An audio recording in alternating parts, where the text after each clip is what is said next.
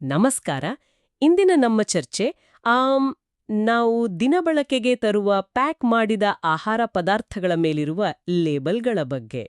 ಅಂದ್ರೆ ಅದರಲ್ಲಿ ಏನೆಲ್ಲ ಮಾಹಿತಿ ಇರಲೇಬೇಕು ಅನ್ನೋದಕ್ಕೆ ನಮ್ಮ ದೇಶದಲ್ಲಿ, ಭಾರತದಲ್ಲಿ ಕೆಲವು ನಿರ್ದಿಷ್ಟ ಕಾನೂನು ನಿಯಮಗಳಿವೆ. ಹೌದು. ನಾವಿವತ್ತು ಗಮನಿಸ್ತಿರೋದು ಏನದು ಕಾನೂನು ಮಾಪನಶಾಸ್ತ್ರ ಪ್ಯಾಕೇಜ್ಡ್ ಕಮಾಡಿಟೀಸ್ ನಿಯಮಗಳು 2011 ಅಂತ. ವಿಶೇಷವಾಗಿ ಇದು ಆಹಾರ ಉದ್ಯಮದ ಮೇಲೆ ಹೇಗೆ ಪರಿಣಾಮ ಬೀರುತ್ತೆ ಅಂತ ನೋಡೋಣ. ನಮ್ಮ ಮೂಲ ಆಧಾರ ಆಹಾರ ಉದ್ಯಮಕ್ಕಾಗಿ ಸಿದ್ಧಪಡಿಸಿದ ಒಂದು ಸಾರಾಂಶ ಮಾರ್ಗದರ್ಶಿ. ಅಂದ್ರೆ ಈ ನಿಯಮಗಳ ಹಿಂದಿನ ತರ್ಕ ಏನು ಅಂತ ಅರ್ಥ ಮಾಡಿಕೊಳ್ಳೋಣ. ಹೌದು. ಈ ನಿಯಮಗಳ ಮುಖ್ಯ ಉದ್ದೇಶನೇ ಪಾರದರ್ಶಕತೆ ತರೋದು. ಅಂದ್ರೆ ಗ್ರಾಹಕರು ತಾವು ಏನ್ ತಗೋತಿದ್ದಾರೆ ಅನ್ನೋದರ ಬಗ್ಗೆ ಸರಿಯಾದ ಮಾಹಿತಿ ಪಡಿಬೇಕು, ಅವರ ಹಿತಾಸಕ್ತಿಗಳನ್ನು ರಕ್ಷಿಸಬೇಕು ಅನ್ನೋದು. ಇವು ನೀವು ಹೇಳಿದಾಗೆ ಕಾನೂನು ಮಾಪನಶಾಸ್ತ್ರ ಕಾಯ್ದೆ 2009 ಅಡಿಯಲ್ಲಿ ಬರ್ತವೆ.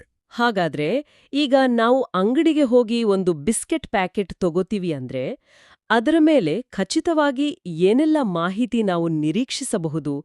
ಕೆಲವು ಮುಖ್ಯವಾದವುಗಳನ್ನ ಹೇಳಬಹುದಾ? ಖಂಡಿತ.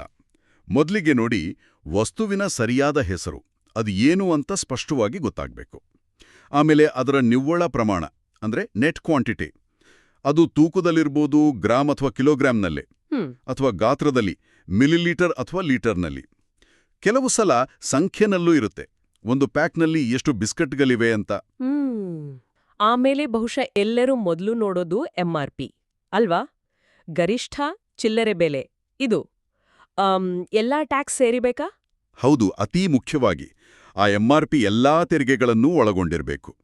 ಅದಕ್ಕಿಂತ 1 ಪೈಸೆನೂ ಹೆಚ್ಚು ಮಾರುವ ಹಾಗಿಲ್ಲ. ಇದರ ಜೊತೆಗೆ ಯಾವಾಗ ತಯಾರಿಸಿದ್ದು ಅಥವಾ ಪ್ಯಾಕ್ ಮಾಡಿದ್ದು ಅನ್ನೋ ದಿನಾಂಕ. ಓಕೆ. ಮತ್ತು ಬಳಕೆಗೆ ಉತ್ತಮ ಅಥವಾ ಅಂತಿಮ ದಿನಾಂಕ ಅಂದ್ರೆ ಬೆಸ್ಟ್ ಬಿಫೋರ್ ಅಥವಾ ಯೂಸ್ ಬೈ ಡೇಟ್. ಇವೆರಡೂ ಇರಲೇಬೇಕು, ಯಾಕಂದ್ರೆ ಇದು ನೇರವಾಗಿ ಆಹಾರದ ಸುರಕ್ಷತೆಗೆ ಸಂಬಂಧಪಟ್ಟಿದ್ದು. ಹೌದು, ಅದು ಬಹಳ ಮುಖ್ಯ. ಇನ್ನು ತಯಾರಕರ ವಿವರಗಳ ಬಗ್ಗೆನೂ ಏನಾದ್ರೂ ನಿಯಮಗಳಿವೆಯಾ? ಅಂದರೆ ಯಾರು ಮಾಡಿದ್ದಾರೆ ಅಂತ? ಖಂಡಿತವಾಗಿಯೂ. ತಯಾರಕರ ಹೆಸರು ಅಥವಾ ಯಾರು ಪ್ಯಾಕ್ ಮಾಡಿದ್ರು ಅವರ ಹೆಸರು, ಒಂದು ವೇಳೆ ಹೊರಗಡೆಯಿಂದ ತರಿಸಿದರೆ, ಆಮದು ಮಾಡಿಕೊಂಡಿದ್ರೆ ಆಮದುದಾರರ ಪೂರ್ತಿ ಹೆಸರು ಮತ್ತೆ ವಿಳಾಸ ಇದು ಕಡ್ಡಾಯವಾಗಿರಬೇಕು. ಓ. ಏನಾದರೂ ಸಮಸ್ಯೆ ಆದ್ರೆ ಗ್ರಾಹಕರು ಯಾರನ್ನ ಕಾಂಟ್ಯಾಕ್ಟ್ ಮಾಡಬೇಕು ಅಂತ ಗೊತ್ತಾಗಬೇಕಲ್ಲ, ಅದಕ್ಕೆ. ಹಾಗೇನೆ ಗ್ರಾಹಕ ಸೇವಾ ಸಂಪರ್ಕ ಅಂದ್ರೆ ಫೋನ್ ನಂಬರ್ ಅಥವಾ ಇಮೇಲ್ ID ಕೂಡ ಕೊಡಬೇಕು. ಮತ್ತು ಇಂಪೋರ್ಟೆಡ್ ಆಗಿದ್ರೆ ಅದು ಯಾವ ದೇಶದಿಂದ ಬಂದಿದ್ದು, ಮೂಲ ದೇಶದ ಹೆಸರು ನಮೂದಿಸಬೇಕು. ಓ, ಅಂದ್ರೆ ಇಷ್ಟೊಂದು ವಿವರಗಳು ಕಡ್ಡಾಯವಾಗಿ ಇರಲೇಬೇಕು. ಇದ್ರ ಹಿಂದೆ ಇರೋ ಲಾಜಿಕ್ ಏನು? ಯಾಕಿಷ್ಟೊಂದು ಸ್ಟ್ರಿಕ್ಟ್? ಮುಖ್ಯವಾಗಿ 2 ಕಾರಣ. ಒಂದು ಹೊಣೆಗಾರಿಕೆ, ಇನ್ನೊಂದು ಗ್ರಾಹಕರಿಗೆ ಸರಿಯಾದ ಮಾಹಿತಿ. ನೋಡಿ, MRP ಇದ್ರೆ ಹೆಚ್ಚು ಬೆಲೆ ಕೊಟ್ಟು ಮೋಸ ಹೋಗೋದನ್ನ ತಪ್ಪಿಸ್ಬೋದು. ದಿನಾಂಕಗಳು ಆರೋಗ್ಯ ಕಾಪಾಡ್ತವೆ. ತಯಾರಕರ ವಿಳಾಸ ಇದ್ರೆ ಆ ಪ್ರಾಡಕ್ಟ್ ಮೇಲೆ ಒಂದು ನಂಬಿಕೆ ಬರುತ್ತೆ. ಏನಾದರೂ ಸಮಸ್ಯೆ ಆದ್ರೆ ಕೇಳೋಕೊಬ್ರಿದ್ದಾರೆ ಅಂತ ಧೈರ್ಯ ಇರುತ್ತೆ. ಸರಿ, ಈಗ ಈ ಎಲ್ಲ ಮಾಹಿತಿನ ಸುಮ್ಮನೆ ಬರ್ದ್ಬಿಟ್ರೆ ಸಾಕಾಗಲ್ಲಲ್ವಾ? ಅದು ಕಾಣಬೇಕಲ್ಲ. ಅಕ್ಷರಗಳು ಕೆಲವೊಮ್ಮೆ ಎಷ್ಟು ಚಿಕ್ಕದಿರುತ್ತೆ ಅಂದ್ರೆ ಓದಕ್ಕೆ ಆಗಲ್ಲ. ಅದಕ್ಕೂ ಏನಾದ್ರೂ ರೂಲ್ಸ್ ಇದೆಯಾ? ಖಂಡಿತ ಇದೆ. ನೀವು ಹೇಳಿದ್ದು ತುಂಬಾನೇ ಸರಿ. ನಿಯಮಗಳ ಪ್ರಕಾರ ಈ ಎಲ್ಲಾ ಘೋಷಣೆಗಳು ಅಂದ್ರೆ ಡೀಟೇಲ್ಸ್ ಸ್ಪಷ್ಟವಾಗಿ ಕಾಣಬೇಕು, ಸುಲಭವಾಗಿ ಓದೋಕ್ ಬರಬೇಕು. ಅಕ್ಷರಗಳ ಸೈಜ್ ಬಗ್ಗೆನೂ ನಿಯಮಗಳಿವೆ, ಅಂದ್ರೆ ಫಾಂಟ್ ಸೈಜ್. ಓ ಹೌದಾ? ಹೌದು. ಪ್ಯಾಕೇಜಿನ ಒಟ್ಟು ಅಳತೆ ಎಷ್ಟಿದೆಯೋ ಅದರ ಆಧಾರದ ಮೇಲೆ ಅಕ್ಷರಗಳ ಕನಿಷ್ಠ ಎತ್ತರ ಇಷ್ಟೇ ಇರಬೇಕು ಅಂತ ನಿಗದಿ ಮಾಡಿದ್ದಾರೆ. ಮಾಹಿತಿಯನ್ನ ಅಸ್ಪಷ್ಟವಾಗಿ ಕೊಡೋದು ಅಥವಾ ಗೊಂದಲ ಉಂಟು ಮಾಡೋ ಹಾಗೆ ಪ್ರಿಂಟ್ ಮಾಡೋ ಹಾಗಿಲ್ಲ. ಪ್ರಮಾಣದ ವಿಷಯಕ್ಕೆ ಬಂದ್ರೆ, ನೀವು ಹೇಳದ್ರಿ ನಿವ್ವಳ ಪ್ರಮಾಣವನ್ನ ಸ್ಟ್ಯಾಂಡರ್ಡ್ ಯೂನಿಟ್ಸ್ಗಳಲ್ಲಿ ಅಂದ್ರೆ ಗ್ರಾಮ್, ಲೀಟರ್ ಇತ್ಯಾದಿಗಳಲ್ಲಿ ಕೊಡಬೇಕು ಅಂತ. ಇದರಲ್ಲಿ ಸ್ವಲ್ಪ ಹೆಚ್ಚು ಕಮ್ಮಿ ಆಗೋ ಹಾಗಿಲ್ವಾ? ಅಂದ್ರೆ ಈಗ 100 ಗ್ರಾಮ್ ಅಂತ ಬರ್ದಿದ್ರೆ ಕರೆಕ್ಟಾಗಿ 100 ಗ್ರಾಮ್ ಇರ್ಲೇಬೇಕಾ? ಇಲ್ಲ, ಅದರಲ್ಲಿ ಸ್ವಲ್ಪ ವೇರಿಯೇಷನ್ಗೆ ಅವಕಾಶ ಇದೆ. ಅದನ್ನ ಅನುಮತಿಸಲಾದ ವ್ಯತ್ಯಾಸ ಮಿತಿ ಅಥವಾ ಟಾಲರೆನ್ಸ್ ಲಿಮಿಟ್ಸ್ ಅಂತ ಕರೀತಾರೆ. ಎಲ್ಲಾ ಪ್ರಾಡಕ್ಟ್ಗಳಿಗೂ ಒಂದೇ ರೀತಿ ಇರಲ್ಲ, ಬೇರೆ ಬೇರೆ ಇರುತ್ತೆ. ಯಾಕಂದ್ರೆ ಮ್ಯಾನುಫ್ಯಾಕ್ಚರಿಂಗ್ ಪ್ರೋಸೆಸ್ನಲ್ಲಿ ಸ್ವಲ್ಪ ಹೆಚ್ಚು ಕಮ್ಮಿ ಆಗೋದು ಸಹಜ ಅಲ್ವಾ? ಹೌದು. ಆದ್ರೆ ಗ್ರಾಹಕರಿಗೆ ದೊಡ್ಡ ಮಟ್ಟದಲ್ಲಿ ಮೋಸ ಆಗ್ಬಾರ್ದು. ಹಾಗಾಗಿ ಈ ಟಾಲರೆನ್ಸ್ ಲಿಮಿಟ್ಗಳನ್ನು ನಿಗದಿಪಡಿಸಿದ್ದಾರೆ. ಇದು ಒಂದ್ ರೀತಿ ನ್ಯಾಯಯುತ ವ್ಯಾಪಾರ ಪದ್ಧತಿಯ ಭಾಗ ಅಷ್ಟೇ. ಇದು ಕೇವಲ ನಾವು ಅಂಗಡಿಗಳಲ್ಲಿ ಹೋಗಿ ತರೋದಕ್ಕೆ ಮಾತ್ರನಾ ಅಥವಾ ಆನ್ಲೈನ್ನಲ್ಲಿ ತರಿಸಿದ್ರೂ ಇದೆಲ್ಲ ಅನ್ವಯಿಸುತ್ತಾ? ಯಾಕೆಂದ್ರೆ ಈಗಂತೂ ಆನ್ಲೈನ್ ಶಾಪಿಂಗ್ ತುಂಬಾನೇ ಕಾಮನ್ ಆಗಿದೆ. ಇದು ತುಂಬಾನೇ ಮುಖ್ಯವಾದ ಪ್ರಶ್ನೆ. ಖಂಡಿತವಾಗಿಯೂ ಈ ನಿಯಮಗಳು ಕಾಮರ್ಸ್ಗೂ ಅಷ್ಟೇ ಸ್ಟ್ರಿಕ್ಟ್ ಆಗಿ ಅಪ್ಲೈ ಆಗುತ್ತೆ. ಆನ್ಲೈನ್ ಪ್ಲಾಟ್ಫಾರ್ಮ್ಗಳು ಅಂದ್ರೆ ವೆಬ್ಸೈಟ್ಗಳು, ಆಪ್ಗಳು ಇವೆಲ್ಲ ಗ್ರಾಹಕರು ಒಂದು ವಸ್ತುವನ್ನ ಕಾರ್ಟ್ಗೆ ಹಾಕೋ ಮುಂಚೆ ಅಥವಾ ಖರೀದಿ ಮಾಡೋ ಮುಂಚೆ ಆ ಪ್ರಾಡಕ್ಟ್ ಪೇಜ್ನಲ್ಲೇ ಈ ಎಲ್ಲಾ ಕಡ್ಡಾಯ ಘೋಷಣೆಗಳನ್ನ ಅಂದ್ರೆ MRP, ಪ್ರಮಾಣ, ದಿನಾಂಕ, ತಯಾರಕರ ವಿವರ ಎಲ್ಲವನ್ನೂ ಸ್ಪಷ್ಟವಾಗಿ ತೋರಿಸಲೇಬೇಕು. ಓ, ಹಾಗಾದ್ರೆ ಆನ್ಲೈನಲ್ಲೂ ನಾವು ಇದನ್ನೆಲ್ಲ ಚೆಕ್ ಮಾಡ್ಬೋದು. ಸರಿ. ಸಾಮಾನ್ಯವಾಗಿ ಎಲ್ಲಾ ಕಾನೂನುಗಳಲ್ಲೂ ಕೆಲವು ವಿನಾಯಿತಿಗಳು ಇರ್ತವಲ್ಲ, ಎಕ್ಸೆಂಪ್ಷನ್ಸ್. ಇದ್ರಲ್ಲೂ ಇದೆಯಾ? ಕೆಲವು ಇದಾವೆ, ಸಣ್ಣ ಪುಟ್ಟ ವಿನಾಯಿತಿಗಳು. ಉದಾಹರಣೆಗೆ ತುಂಬಾನೇ ಚಿಕ್ಕ ಪ್ಯಾಕೆಟ್ಗಳು ಅಂದ್ರೆ 10 ಗ್ರಾಂ ಅಥವಾ 10 ಮಿಲಿಲೀಟರ್ಗಿಂತ ಕಡಿಮೆ ತೂಕ ಅಥವಾ ಗಾತ್ರ ಇರೋವಕ್ಕೆ. ಆದರೆ ತಂಬಾಕು ಉತ್ಪನ್ನಗಳಿಗೆ ಇದು ಅಪ್ಲೈ ಆಗಲ್ಲ. ಆ ಸಣ್ಣ ಪ್ಯಾಕೆಟ್ಗಳಿಗೆ ಕೆಲವು ಘೋಷಣೆಗಳಿಂದ ವಿನಾಯಿತಿ ಸಿಗುತ್ತೆ.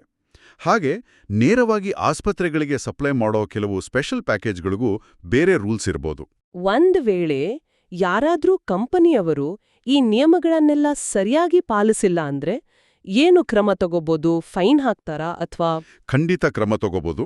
ಲೇಬಲ್ ಮೇಲೆ ತಪ್ಪು ಮಾಹಿತಿ ಕೊಟ್ರೆ ಅಥವಾ ಬೇಕಂಟ್ಲೆ ದಾರಿ ತಪ್ಸೋ ಹಾಗೆ ಬರೆದ್ರೆ ಅಥವಾ ಮಾಹಿತಿ ಅಪೂರ್ವವಾಗಿದ್ರೆ ದಂಡ ವಿಧಿಸಬಹುದು. ಇದು ಸಣ್ಣ ಮೊತ್ತದಿಂದ ದೊಡ್ಡ ಮೊತ್ತದವರೆಗೂ ಇರಬಹುದು. ಕೆಲವು ಗಂಭೀರ ಪ್ರಕರಣಗಳಲ್ಲಿ ಕಾನೂನು ಕ್ರಮ ಜರುಗಿಸೋ ಅಧಿಕಾರ ಕೂಡ ಇದೆ, ಅಂದ್ರೆ ಕೋರ್ಟ್ಗೆ ಹೋಗೋದು. ಕೆಲವೊಮ್ಮೆ ಆ ಪ್ರಾಡಕ್ಟ್ಗಳನ್ನೇ ಮಾರುಕಟ್ಟೆಯಿಂದ ವಾಪಸ್ ತೆಗಿಬೇಕು ಅಂತನೂ ಆದೇಶ ಮಾಡಬಹುದು. ಓ ಗಾಡ್! ಹಾಗಾದ್ರೆ ಒಟ್ಟಾರೆಯಾಗಿ ಈ ಆಹಾರ ತಯಾರಿಕರಿಗೆ ಅಥವಾ ಮಾರಾಟಗಾರರಿಗೆ ಈ ನಿಯಮಗಳನ್ನ ಫಾಲೋ ಮಾಡೋದು ಬರೀ ದಂಡ ತಪ್ಪಿಸ್ಕೊಳ್ಳೋಕ್ ಮಾತ್ರ ಅಲ್ಲ ಅಲ್ವಾ? ಇನ್ನೂ ಮುಖ್ಯ ಕಾರಣಗಳಿರ್ಬೇಕಲ್ಲ? ಖಂಡಿತ. ದಂಡ ಅನ್ನೋದು ಒಂದು ವಿಷಯ ಅಷ್ಟೇ. ಅದಕ್ಕಿಂತ ಮುಖ್ಯವಾಗಿ ಇದು ಗ್ರಾಹಕರ ನಂಬಿಕೆ ಗಳಿಸೋಕೆ ಸಹಾಯ ಮಾಡುತ್ತೆ. ನಿಮ್ಮ ಬ್ರ್ಯಾಂಡ್ನ ವಿಶ್ವಾಸಾರ್ಹತೆ, ರೆಪ್ಯುಟೇಷನ್ ಕಾಪಾಡಿಕೊಳ್ಳೋಕೆ ಇದು ತುಂಬಾನೇ ಅತ್ಯಗತ್ಯ. ಸರಿಯಾದ ಲೇಬಲಿಂಗ್ ಇದ್ರೆ ನೀವು ನ್ಯಾಯಯುತ ವ್ಯಾಪಾರ ಮಾಡ್ತಿದ್ದೀರಿ ಅಂತ ತೋರಿಸುತ್ತೆ. ಹೌದು. ಅಲ್ಲದೆ ನಾವು ಚರ್ಚೆಗೆ ಆಧಾರವಾಗಿ ಇಟ್ಕೊಂಡಿರೋ ಮೂಲದಲ್ಲಿ ಹೇಳಿದ ಹಾಗೆ ಈ ಕಾನೂನು ಮಾಪನಶಾಸ್ತ್ರ ನಿಯಮಗಳು ಒಂದೆಡೆ ಆದ್ರೆ ಇನ್ನೊಂದೆಡೆ FSSAIಯ ಪ್ಯಾಕೇಜಿಂಗ್ ಮತ್ತು ಲೇಬಲಿಂಗ್ ನಿಯಮಗಳೂ ಇವೆ. ಇವೆರಡೂ ಸೇರಿ ಆಹಾರ ಸುರಕ್ಷತೆ ಮತ್ತು ಗ್ರಾಹಕರ ರಕ್ಷಣೆಗೆ ಒಂದು ಗಟ್ಟಿಯಾದ ಚೌಕಟ್ಟನ್ನ ಕೊಡುತ್ತೆ.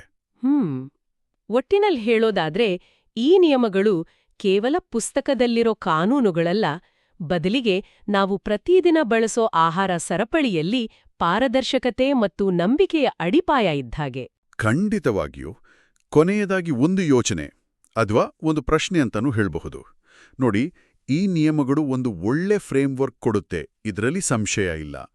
ಆದರೆ ಇವುಗಳ ಜಾರಿ, ಎನ್ಫೋರ್ಸ್ಮೆಂಟ್, ನೆಲದ ಮಟ್ಟದಲ್ಲಿ ವಾಸ್ತವದಲ್ಲಿ ಎಷ್ಟು ಪರಿಣಾಮಕಾರಿಯಾಗಿದೆ? ಮತ್ತು ಈ ನಿಯಮಗಳು ಸರಿಯಾಗಿ ಪಾಲನೆ ಆಗ್ಬೇಕು ಅಂದ್ರೆ ಬರೀ ಕಾನೂನಿದ್ರೆ ಸಾಕ, ಅಥವಾ ಗ್ರಾಹಕರಾದ ನಾವು ಹೆಚ್ಚು ಜಾಗೃತರಾಗಿ ಈ ಮಾಹಿತಿಯನ್ನೆಲ್ಲ ಗಮನಿಸಿ ಪ್ರಶ್ನೆ ಮಾಡೋದು ಎಷ್ಟು ಮುಖ್ಯ? ಇದು ಕೂಡ ಯೋಚನೆ ಮಾಡಬೇಕಾದ ವಿಷಯ ಅಲ್ವಾ? ನಿಜ. ಇದೊಂದು ಒಳ್ಳೆಯ ಚಿಂತನೆ. ಸರಿ, ಇವತ್ತಿನ ಈ ಉಪಯುಕ್ತ ಚರ್ಚೆಯನ್ನ ಇಲ್ಲಿಗೆ ಮುಗಿಸೋಣ. ಧನ್ಯವಾದಗಳು.